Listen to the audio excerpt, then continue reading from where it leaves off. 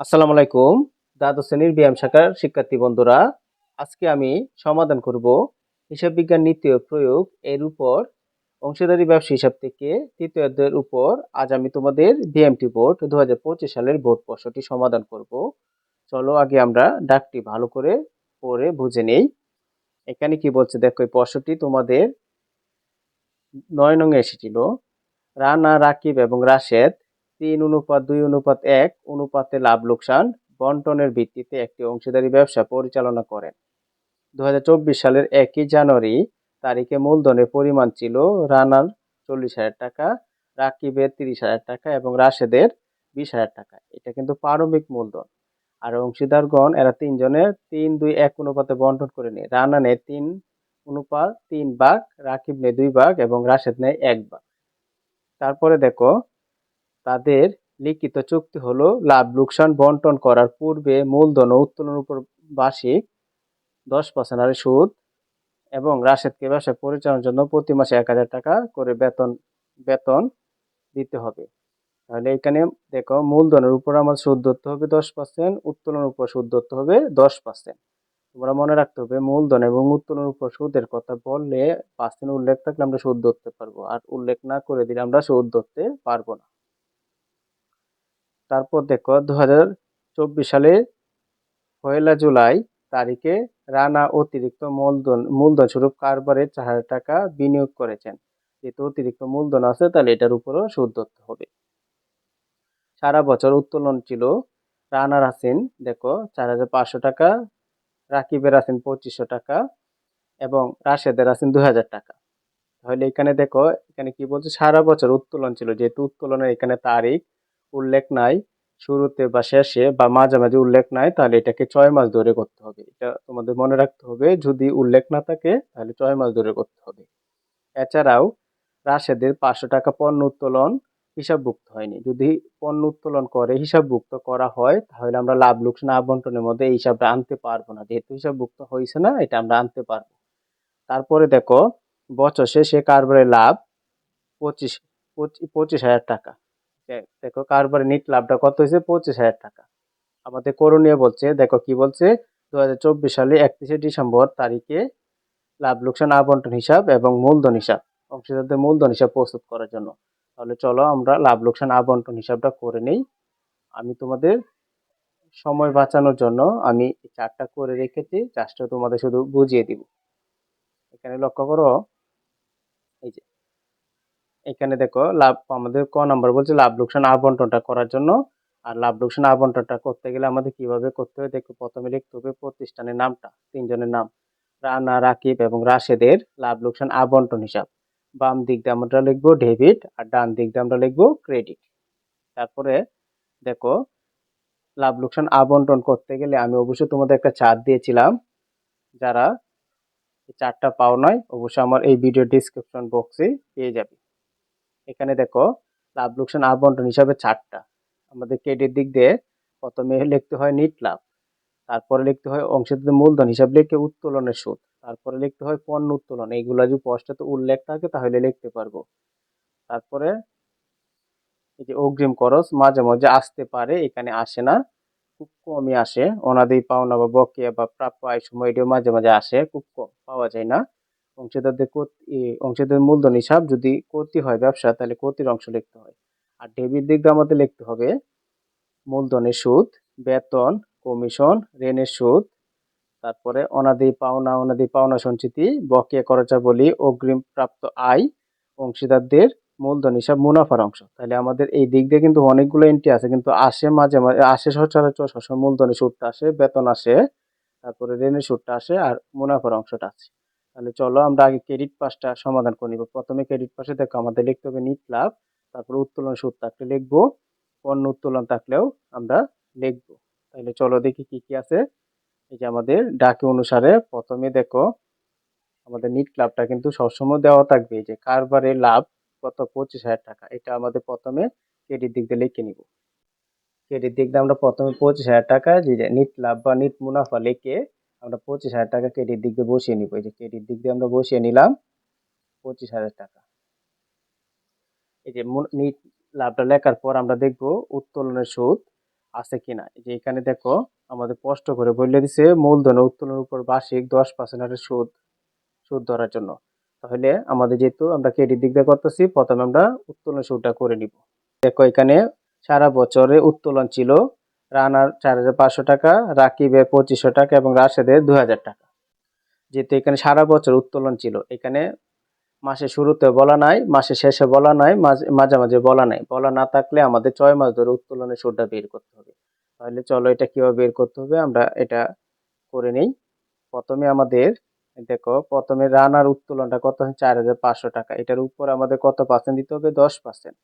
এই যে আমরা প্রথমে লিখবো 4,500 গুণ 10 শিফট পার্সেন্ট। এই যে 450 টাকা আইছে। তারপরে আমাদের আরো কাজ করতে হবে, যেহেতু আমাদের সারা বছর বলছে কোনো মাসে শুরু বা শেষ এরকম বলা নাই। সারা বছর বললে এটা 1 বছরের উত্তোলনের সুদ আইছে। দেখো বছরের টাকার উপরে যদি আমরা 10% দিই তাহলে বছরের সুদ আসবে। আর উত্তোলনের সুদ যেহেতু কোনো কিছু বলা নাই তাহলে আমাদের 6 মাস ধরতে হবে। এই কারণে এটা যেহেতু 1 বছরের সুদ, 1 বছর মানে 12 মাসের সুদ, 12 দিয়ে ভাগ করব। 12 দিয়ে ভাগ করলে আমাদের এই যে 1 মাসের সুদ আসবে, এটাকে আমরা 6 দিয়ে গুণ করব। গুণ 6, 6 দিয়ে গুণ করলে হবে আমাদের 225 টাকা। উত্তোলনের সুদ হবে আমাদের 225। যে এখানে প্রথমে আমরা 225 টাকা তুলে নিব। এই যে 225 টাকা আমরা তুলে নিলাম। তারপরে রাকিবের উত্তোলনটা কত দেখো। রাকিবের উত্তোলন হচ্ছে এই যে 2500 টাকা। রাকিবেরটা আমরা এইভাবে বের করব। প্রথমে আমরা কি করব, টাকাটা তুলব 2,500, যেহেতু 10% বলা আছে এই যে 10% দিব। 10% দিলে এই যে 1 বছরের সুদ মানে 12 মাসের সুদ, এটাকে আমরা 12 দিয়ে ভাগ করব। তাহলে 1 মাসের সুদ আসবে, পরে এটাকে আমরা 6 দিয়ে গুণ করতে হবে। 6 দিয়ে গুণ করব, তাহলে আসবে রাকিবের সুদটা আসবে 125 টাকা। যে রাকিবের সুদটা আসবে আমাদের 125 টাকা। তারপরে রাশেদের সুদটা বের করতে হবে। দেখো রাশেদের উত্তোলনটা কত আছে 2,000 টাকা। আমরা 2,000 টাকার উপর সুদটা বের করব। প্রথম আমরা 2,000 টাকা ক্যালকুলেটর তুলবো, তারপরে 10% আছে যে 10% দিব। 10% দিলে আমাদের হয় 200 টাকা। 200 টাকা হচ্ছে গা 12 মাসের। যেহেতু এখানে সারা বছর বলা আছে তাহলে এটা 12 মাসের, ভাগ 12 দিয়ে ভাগ করলে হবে 1 মাসের, 6 দিয়ে গুণ করলে আমরা পাবো 6 মাসের, এই যে 100 টাকা।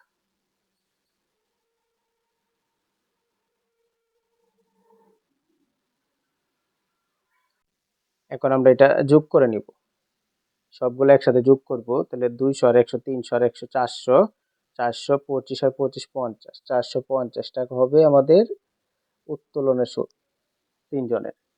তারপরে আমাদের দেখো এখানে লিখছি পণ্য উত্তোলন। আমরা দেখবো ডাকের মধ্যে পণ্য উত্তোলন আছে কিনা। এই যে এখানে দেখো ডাকের মধ্যে এই যে এছাড়াও রাশেদ 500 টাকা পণ্য উত্তোলন হিসাবভুক্ত হয়নি। এটা কার উত্তোলন, পণ্য উত্তোলন 500 টাকা রাশেদের। এখানে আমরা এই যে ক্রেডিট দিক দিয়ে পণ্য উত্তোলনটা লিখে নিব 500 টাকা। তারপরে ক্রেডিট দিক দিয়ে আমাদের আর কোনো কাজ নাই, অগ্রিম খরচা বলেও নাই।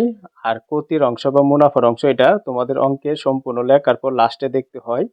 তাহলে এখন আমরা ডেবিট দিকে কাজটা করব। ডেবিট দিক দিয়ে আমাদের প্রথমে লিখতে হবে মূলধনের সুদ। যদি আমাদের প্রশ্নে থাকে, আমরা দেখছি প্রশ্নে আছে এই যে দেখো মূলধন ও উত্তোলনের উপর বার্ষিক 10% সুদ ধরার কথা বলছে। তাহলে আমাদের মূলধনটা কত আছে, অবশ্যই তোমরা মূলধনের সুদ বের করতে গেলে অবশ্যই মনে রাখতে হবে এখানে যে মূলধনগুলো আছে এটার উপরে সুদ ধরবো, আবার অতিরিক্ত মূলধন আনলেও এটার উপর সুদ ধরতে হবে। যে অতিরিক্ত মূলধন আরেকজন আনছে, দেখো দেখো 1 জুলাই তারিখে রানা অতিরিক্ত মূলধন স্বরূপ কারবারে 4,000 টাকা আনছে। তাই অতিরিক্ত মূলধনের সুদটা আমাদের ধরতে হবে। তাহলে এটা ধরবো কিভাবে দেখো, এক একজনের টাকাটা কত। রানার মূলধনের টাকাটা হচ্ছে 40,000। 40,000 গুণ 10 শিফট পার্সেন্ট। মূলধনের সুদের ক্ষেত্রে এই যে 1 জানুয়ারি তারিখে আনছে দিকে এটার সাথে আর কোনো ভাগ করতে হবে না, এই কথাটা মনে রাখবা। তাহলে এখানে কত হবে 4,000 টাকা। অতিরিক্ত মূলধনটা কি আনছিল এটা আমাদের দেখতে হবে। এই যে রানা আনছে, রানা, তাহলে রানার 4,000 সাথে আরো টাকাটা অ্যাড হবে। এই যে রানার ঘরে আমরা এখানে 4,000 টাকা লিখবো। 4,000 টাকা যোগ, আমরা যোগ দিব রানার অতিরিক্ত মূলধন আছে কত। দেখো রানা অতিরিক্ত মূলধন স্বরূপ কারবারে 4,000 টাকা আছে। কি মাস হচ্ছে দেখো জুলাইয়ের 1 তারিখ। জুলাইয়ের 1 তারিখ হলে জুলাই থেকে হিসাব হবে July, August, September, October, November, December, মানে 6 মাস। যদি জুলাইয়ের 31 তারিখ থেকে হইতো, তাই জুলাই বাদ দিয়ে হিসাব করাম। যেহেতু জুলাই 1 তারিখ মানে জুলাই মাস সহ, তাহলে আমাদের 6 মাসে সুদ ধরতে হবে। এটা কিভাবে বের করবো দেখো, 4,000 টাকা আমরা আগে প্রথমে তুলবো ক্যালকুলেটারে। 4,000 গুণ 10%, যেহেতু 10% কইছে, যে 10% লিখবো। এটা হচ্ছে 1 বছরের সুদ। এটাকে আমরা 12 দিয়ে ভাগ করবো। ভাগ করলে এই যে এই টাকাটা আসে, এটার সাথে আমরা 6 দিয়ে গুণ করবো, যেহেতু 6 মাসে সুদ ধরতে হবে। জুলাই যেহেতু জুলাইয়ের 1 তারিখ আনছে, তাহলে 6 মাসে সুদ ধরতে হবে 200 টাকা। আগের আমরা পাইছি 4,000, এটার সাথে অ্যাড হবে 200। তাহলে আমাদের দেখো রানার সুদটা কত হবে, 4,200। এই যে আমরা রানার সুদটা লিখে নিলাম। তারপরে দেখো রাকিবের মূল অতিরিক্ত রাকিবের মূলধনটা কত, 30,000। রাকিব কিন্তু অতিরিক্ত মূলধন আনছে না, তাহলে আমরা কি করব, 30,000 টাকা তুলবো। 30,000 গুণ 10 শিফট 5% দিলে আমরা পাবো 3,000 টাকা। এটা সরাসরি বসাবো। এই যে দেখো রাকিবের ঘরে 3,000 টাকা। তারপরে দেখো রাশেদ মূলধন আছে কত, 2,000 20,000 টাকা। 20,000-কে 10% দিলে হবে 2,000 টাকা। 20,000-কে 10% দিলে হবে 2,000 টাকা। এখন এটা আমরা যোগ করে নিব। দেখো 4,000, 3,000, 7,000, 7 আর 2 কত, 9,200। আমাদের মূলধনের সুদটা পাইলাম 9,200 টাকা। তারপর আমরা দেখব বেতন আছে কিনা। আমরা দেখব বেতন আছে কিনা। এই যে দেখো রাশেদকে ব্যবসা পরিচালনার জন্য প্রতি মাসে 1,000 টাকা করে বেতন দিতে হবে। তাহলে প্রতি মাসে কত করে, 1,000 টাকা, এই 1,000 টাকা করে দেবো। মানে প্রতি মাস বলতে 1 মাসে 1,000, এবার 12 মাসে কত, 12,000 টাকা দিতে হবে।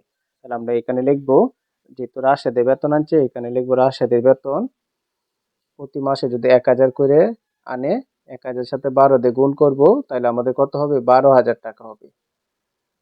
এই যে 12,000 টাকা রাশেদের বেতন হচ্ছে 12,000। তারপর আমরা দেখবো ঋণের সুদ আছে কিনা, কমিশন আছে কিনা। এখানে ঋণ কমিশন কিছুই নাই। কিছু না থাকলেও তারপরে আমরা দেখবো ব্যবসার মধ্যে লাভ হয়েছে না ক্ষতি হয়েছে, এটা আমাদের বুঝতে হবে। কিভাবে বুঝবো, ক্রেডিট দিক দিয়ে টাকাটা বড় হলে লাভ হবে, আর ডেবিট দিক দিয়ে টাকাটা বড় হলে ক্ষতি হবে।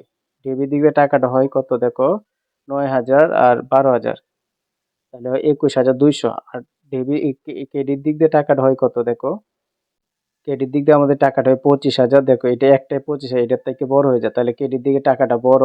ক্রেডিট দিকে যেহেতু টাকাটা বড়, এই ক্রেডিট টাকাটা আমরা 2 পাশ দিয়ে লিখবো। যে আমরা নিচে একটা টান দিব, এখানে একটা টান দিব, টান দিয়ে এই ক্রেডিট দিকের টাকাগুলা যেহেতু বড় আমরা যোগ করব। প্রথমে আছে 25,000 তুলবো, 25,000 পরে এই যে 450 তুলবো, যোগ 450। তারপর আমরা তুলবো 500 টাকা, যোগ 500। তাহলে আমাদের টাকাটা হবে 25,950। এই যে এখানে আমরা লিখবো 25,950।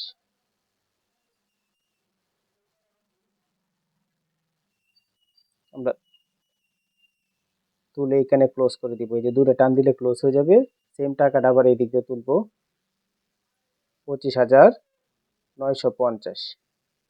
এটা আমরা এখানে তুলে ক্লোজ করে দিব। এই যে আমরা তুলে নিলাম। এখন আমাদের কাজ হচ্ছে এই যে এই টাকার থেকে এই টাকাটাই তো, এই টাকাটা এই টাকার থেকে এই টাকাগুলো বিয়োগ করতে হবে। দেখো আমরা কিভাবে বিয়োগটা করব। প্রথমে 25,900 থেকে আমরা বিয়োগ করব 9,200, বিয়োগ করব 12,000, বিয়োগ করলে আমরা পাবো 4,750।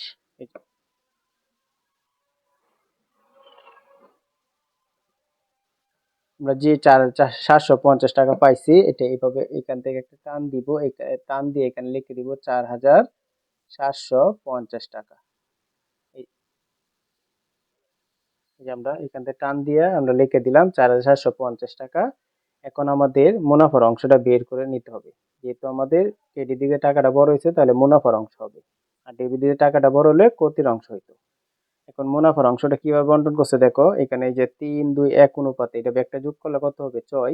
3-2-5 আর 1 কত, 6 অনুপাত। এটাকে আমরা এই যে 4,700-কে প্রথম আমরা 6 দিয়ে ভাগ করব, কারণ এই 3-2-1 এটি যোগ করলে হবে 6। ভাগ 6 দিয়ে ভাগ করব। 6 দিয়ে ভাগ করলে প্রথম জন কত পাবে দেখো, প্রথম জন যেহেতু 3 অংশ, তাহলে 3 দিয়ে গুণ করতে হবে, গুণ 3। 3 দিয়ে গুণ করলে আমরা পাবো 2,375। প্রথম জন পাবে 2,375 টাকা। প্রথম জন পাইছে 2,375। পরে আবার এই টাকাটাকে আবার ক্যালকুলেটরে তুলতে হবে। বারবারই 4750 ভাগ দিব 6 দিয়ে, যেহেতু 3 2 1 অনুপাতে বন্টন করছে 6 যোগ করলে 6 6 6 দিয়ে ভাগ করবো, পরে দ্বিতীয় জন বন্টন কত পাবে, এই যে 2 অংশ 2 দিয়ে গুণ করতে হবে, গুণ 2 2 দিয়ে গুণ করলে এইখানে দেখো আমাদের দশমিকের পর অনেক অনেক সংখ্যা আছে। তোমরা মনে রাখবা দশমিকের পরের সংখ্যাটা যদি 5 এ ছোট হয় তাহলে আমাদের এই দশমিকের আগে যে মানটা আছে এটা বসাবো, আর যদি 5 এর বড় হয় তাহলে 1 যোগ করে বসাতে হবে। যেহেতু দশমিকের পরে 5 এর ছোট সংখ্যা আইছে, পরের সংখ্যাটা এই যে দশমিকের পরের সংখ্যাটা 5 এর ছোট আছে, তাহলে আমরা শুধু 1583 লিখবো। যে এখানে লিখবো 1583, 1583। তারপরে দেখো আমাদের এই টাকাটা আবার তুলবো, 4750 ভাগ আমরা 6 দিয়ে ভাগ করব, তারপর 1 দিয়ে গুণ করব, যেহেতু এক অংশ আনছি আমরা পাই, দেখো এই যে এখানে দেখো 791.6, এই যে দেখো দশমিক পরের সংখ্যাটা 5 বা 5 এর বড় আছে, তাহলে এখান থেকে এক, এখান থেকে একটা এক এনে যোগ করে দিব, এটা মনে রাখতে হবে। দশমিকের পরের সংখ্যাটা যদি 5 বা 5 এর বড় হয় তাহলে এক যোগ করতে পারবো, 5 বা 5 ছোট হলে এক যোগ করতে পারবো না, তাহলে হবে 900 700, তাহলে আমার টাকাটা হবে 792, যে 792 টাকাটা হবে। তারপর আমরা এই যে এই টানটা দিছি, এই টানটাকে এইটা যোগ হয়ে গিয়ে এখানে আসবে। আশা করি তোমরা বুঝতে পেরেছো। এটাই হচ্ছে আমাদের লাভ লোকসান আবন্টন হিসাব। তারপরে আমাদের রিকোয়ার্ডে কি চাইছে দেখো, তারপরে অংশীদারদের মূলধন হিসাব প্রস্তুত করার জন্য দেখো, অংশীদারদের মূলধন হিসাব প্রস্তুত করার জন্য চাইলে আমরা চার্টটা কেমন হবে, কিভাবে লিখতে হবে। প্রথম লিখবো অংশীদারদের মূলধন হিসাব, তারপর খ নাম্বার দিয়া বাম দিকে ডেবিট আর ডান দিক দিয়ে ক্রেডিট লিখতে হবে। দেখো আমাদের প্রথমে লিখতে হবে তারিখ বিবরণ, অংশীদার কয়জন, 3 জন, মানে 3 জন অংশীদারের নাম লিখবে, এগুলো হচ্ছে টাকার গড়। আবার তারিখ বিবরণ, অংশীদার কয়জন, 3 জন, 3 জনের নাম লিখবে, এগুলো হচ্ছে টাকার গড়। আশা করি তোমরা বুঝতে পেরেছো।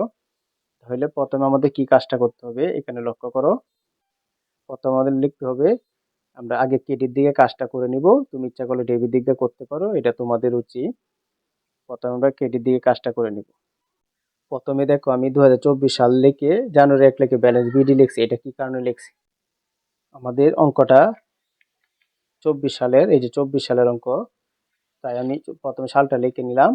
তারপর ব্যালেন্স বিডি কেন লিখলাম, সবসময় তোমাদের মনে রাখতে হবে মাসের শুরুতে যদি কখনো টাকা আনে এটাকে ব্যালেন্স বিডি দ্বারা প্রকাশ করতে হয়। দেখো 1 জানুয়ারি মাসের শুরুতে আনছে, এটাকে এই কারণে আমরা লিখবো ব্যালেন্স বিডি লিখে যার যার ঘরে টাকাটা বসিয়ে দিব। দেখো রানা আনছে 40,000, রাকিব 30,000 এবং রাশেদ 20,000। রানা আনছে 40,000, ব্যালেন্স বিডি লিখে আমরা রানার ঘরে 40,000 বসিয়ে দিব। তারপরে রাকিব আনছে 30,000, রাকিবের ঘরে 30,000 বসিয়ে দিব। রাশেদ আনছে 20,000, রাশেদের ঘরে 20,000 টাকা বসিয়ে দিব। আশা করি তোমরা বুঝতে পেরেছো ব্যালেন্স বিডিটা কিভাবে কেন লিখতে হয়। তারপরে দেখো যদি কখনো অতিরিক্ত মূলধন আনে, এই যে এখানে দেখো 2024 সালে 1 জুলাই তারিখে রানা অতিরিক্ত মূলধন স্বরূপ কারবারে 4,000 টাকা আনছে। কি আনছে, এটা রানা আনছে জুলাইয়ের 1 তারিখ, তাহলে আমরা লিখবো যে জুলাইয়ের 1 দিয়া অতিরিক্ত মূলধন আনলে এটা নগদান হিসাব দিয়ে লিখতে হবে। এটা কি আনছে, রানা 4,000 টাকা, এখানে রানার ঘরে 4,000 টাকা বসাতে হবে। আর এরা আনছে না, এরা ঘরে কিছু বসবে না। তারপর ক্রেডিট দিক দিয়ে আর কোনো কিছু বসবে না। এখন আমাদের যে কাজগুলো করতে হবে, আমরা এই যে প্রথম স্টেপের মধ্যে লাভ লোকসান আবন্টনের মধ্যে ডেবিট দিক দিয়ে যে কাজগুলো করছি এই সবগুলাই আমার ক্রেডিট দিক দিয়ে যাবে। প্রথমে দেখো মূলধনের সুদ করছি, টানা হয়েছে 4,200, রাকিব 3,000 আর রাশেদ দিচ্ছে 2,000, এটি আমরা বসাবো। এটা আমাদের লিখতে হবে। দেখো মূলধন প্রথমে লিখতে হবে ডিসেম্বর 1 তারিখে লাভ লোকসান আবন্টন হিসাব লিখে আমরা এই যে প্রথম স্টেপ থেকে লাভ লোকসান আবন্টন থেকে ডেবিট দিক দিয়ে যেগুলো আছে এগুলো লিখবো। প্রথমে আছে উত্তোলনের সুদ, উত্তোলনের সুদ আমরা প্রথমে পাইছিলাম, রানা পাইছেন 4,200 টাকা, তারপরে রাকিবে পাইছে 3,000 টাকা, তারপরে রাশেদ পাইছে 2,000 টাকা। এই যে আমরা লাভ লোকসান আবন্টন থেকে এই টাকাগুলো আনছি। তারপরে আমরা বেতনটা আনবো। দেখো লাভ লোকসান আবন্টনের মধ্যে আমাদের বেতনটা কত আছে, বেতনটা হচ্ছে 12,000, কার, রাশেদের 12,000 টাকা বেতন বসাতে হবে রাশেদের ঘরে। রানার ঘরে বসবে না, রাকিবের ঘরে বসবে না, 12,000 টাকা বসবে রাশেদের ঘরে। এই যে আমরা বসিয়ে দিলাম। তারপরে আমরা মুনাফার অংশ দেখো, লাভ লোকসান আবন্টনের মধ্যে এই যে দেখো, লাভ লোকসান আবন্টনের মুনাফার অংশটা রান হয়েছে গা 2375, রাকিব হয়েছে গা 1583, আর রাশেদ হয়েছে গা 792। এইগুলো আমরা লিখবো। প্রথমে রানার ঘরে আমরা লিখবো দেখো 2375 টাকা, 2375। তারপরে রাকিবের ঘরে লিখবো 1583, আর রাশেদের ঘরে লিখবো 792। এটা আমরা লাভ লোকসান আবন্টন থেকে পাইছি। এটা আমাদের ক্রেডিট দিক দিয়ে কাজ শেষ। এখন ডেবিট দিক দিয়ে আমরা কাজটা করব। প্রথমে দেখো ডেবিট দিক দিয়ে আমরা কি লিখছি, 2024 সালে যেহেতু অঙ্ক কত আছে, ডিসেম্বর 31 দিয়ে নগদান হিসাব লিখবে। এখানে যে উত্তোলনটা লিখতে হবে, এটা তোমাদের ডাক থেকে নিতে হবে। এখানে দেখো এই যে সারা বছর উত্তোলন ছিল, রানার হয়েছে 4500, রাকিব হয়েছে 2500, আর রাশেদ হয়েছে গা 2000 টাকা। তাহলে আমরা এখানে লিখবো নগদান হিসাব লিখে, প্রথমে হচ্ছে 4500, তারপরে রাকিবের ঘর হচ্ছে 2500, আর রাশেদের ঘর হচ্ছে 2000 টাকা। এই যে আমরা টাকাগুলো লিখছি নগদান হিসাব লিখে উত্তোলন। এই যে আমরা দেখো সারা বছর উত্তোলন পরিমাণ হচ্ছে 4500, রাকিব 2500 টাকা, রাশেদ 2000 টাকা। যে উত্তোলন করছে উত্তোলনটা লিখে নিলাম। তারপরে আমাদের মনে রাখতে হবে, এখন যে কাজটা করব লাভ লোকসান আবন্টনের আমাদের এই যে ক্রেডিট পাশে যে অংশগুলো আছে এইগুলা, যে ক্রেডিট পাশে অংশগুলা দেখো, এখানে নিট লাভটা আসে না, কখনো নিট লাভটা আসবে না। অংশীদারদের মূলধন এই যে উত্তোলনের সুদটা আমরা লিখতে পারবো, আর পণ্য উত্তোলনটা লিখতে পারবো। দেখো উত্তোলনের সুদটা কি কি আছে, 225 টাকা, তারপরে 125 টাকা, আর তারপরে 100 টাকা। এই সুদগুলো আমরা লিখতে পারবো। এখানে লিখতে হবে অবশ্যই আমাদের 31 ডিসেম্বর 31 দিয়া লাভ লোকসান আবন্টন হিসাব লিখে। দেখো লাভ লোকসান আবন্টন হিসাব লিখে উত্তোলন সুদ প্রথম জন পাবে 225 টাকা, মানে রানার ঘরে 225। তারপরে রাকিব পাবে 125 টাকা, আর রাশেদ পাবে হচ্ছে 100 টাকা। এই যে আমরা লিখলাম। তারপরে দেখো এটির দিক দিয়ে দেখো লাভ লোকসান আবন্টনের মধ্যে রাশেদ 500 টাকা পণ্য উত্তোলন করছে, এটা আমরা লিখতে পারবো। এই যে পণ্য উত্তোলন রাশেদে করে, এটা রানার ঘরে বসবে না, রাকিবের ঘরে বসবে না, 500 টাকা রাশেদের ঘরে বসবে। এই যে আমাদের কাজটা শেষ। এখন আমরা এটা ব্যালেন্স করে নিব। তাহলে চলো আমরা ব্যালেন্সটা করে নেই। আমাদের প্রথমে দেখতে হবে কোন দিক দিয়ে টাকাটা বড়। আমাদের দেখো ক্রেডিট দিক দিয়ে টাকাগুলো বড়, আর ডেবিট দিক দিয়ে টাকাগুলো ছোট। তাহলে ক্রেডিট দিক দিয়ে টাকাটা যোগ করে এখানে ক্লোজ করতে হবে। তাহলে চলো আমরা ক্যালকুলেটর যোগ করে নিই। এই যে প্রথমে হবে আমাদের 40,000 টাকা, এই যে 40,000 যোগ, তারপর হচ্ছে 4,000 যোগ, তারপর হচ্ছে 4,200 যোগ, তারপর হচ্ছে 2375, 2375 আমরা যোগ করলে পাবো 50,575। আমরা যোগ করলে পাবো 50,575, এই টাকাটা পাবো। আমরা এখানে লিখে নিব 50,575। এটা আমরা ক্লোজ করে নিব এখানে। আবার এই টাকাটা এখানে লিখতে হবে 50,575, এটাকেও ক্লোজ করে দিতে হবে। এই যে আমাদের প্রথমে টাকাটা যোগ করে নিলাম, তারপরে দ্বিতীয় টাকাটা আমাদের যোগ করতে হবে। দেখো দ্বিতীয় টাকাটা রাকিবে প্রথম 30,000, 30,000 যোগ, তারপর হচ্ছে 3,000 যোগ, তারপর হচ্ছে 1583, 1583 আমরা যোগ করলে পাবো 34,583। আমরা এখানে লিখে নিব 34,583 লিখে এটা ক্লোজ করব। এই টাকাটা আবার এনে লিখবো 34,583, এই টাকাটা লিখে এখান থেকে ক্লোজ করব। তারপরে আবার এই টাকাটা আমরা যোগ করে নিব।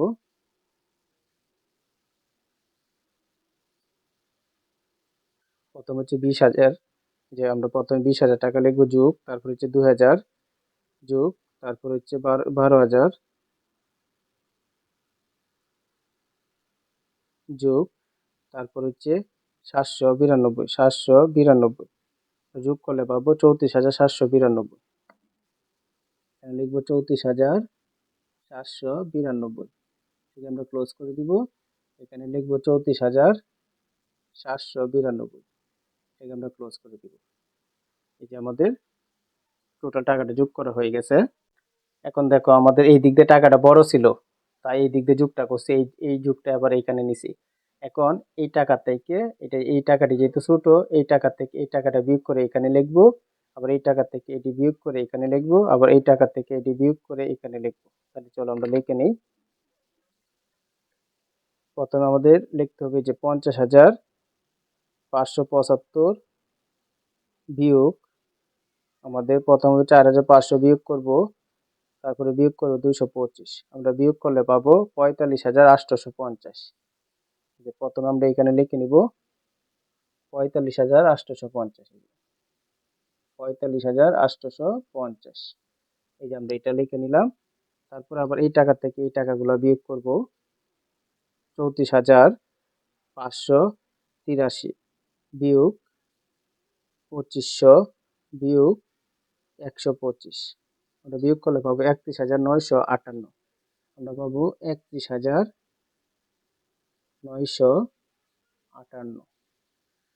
তারপরে আমরা এই টাকা থেকে এই টাকাগুলো বিয়োগ করব, প্রথমে হবে 2000, এই প্রথমে টাকাটা বিয়োগ 34,792 বিয়োগ 2000 বিয়োগ 100 বিয়োগ 500, আমরা বিয়োগ করলে পাবো 32,192।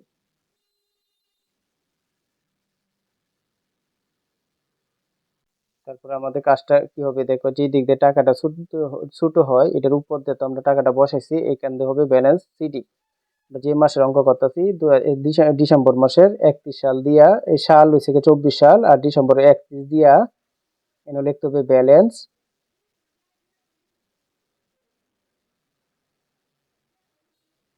সিডি লিখতে হবে, C/D।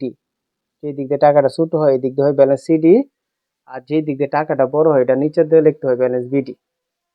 প্রথম এই টাকাগুলো লিখবো, দেখো এই যে 45,850, তারপর লিখবো 31,958, তারপর আমরা লিখবো 32,192। এটা লেখার পর আমরা যে মাসে অঙ্ক করতেছি একটু খেয়াল করো, ব্যালেন্স বিডি হয়। দেখো যেহেতু এটা 2024 সালের ডিসেম্বর মাসের অঙ্ক করতেছি, ডিসেম্বর মাসে শেষ হইতেছে, তাহলে আমাদের লিখতে হবে এর পরের মাসে 1 তারিখ। যদি ডিসেম্বরের পরের মাস কি জানুয়ারি হইলে তো আমাদের সালটা পরিবর্তন হবে, 24 জায়গায় কি লিখতে হবে 25, 2025 লিখে আমাদের লিখতে হবে জানুয়ারি 1 পরের মাসে, এখানে লিখতে হবে ব্যালেন্স বিডি। মনে রাখতে হবে যে দিক দিয়ে টাকা বড় এটার উপর এটার নিচে লিখতে হবে ব্যালেন্স বিডি। তো এটাই আমাদের আনসার। আশা করি তোমরা অঙ্কটি বুঝতে পেরেছো। প্রিয় শিক্ষার্থীবৃন্দরা, আমার ক্লাসটি যদি তোমাদের ভালো লেগে থাকে তাহলে অবশ্যই আমার চ্যানেলটি সাবস্ক্রাইব করবে, লাইক শেয়ার কমেন্ট অবশ্যই করে নিবে, এবং নতুন নতুন বন্ধুদের কাছে আমার ভিডিওগুলো শেয়ার করবে। আসসালামু আলাইকুম।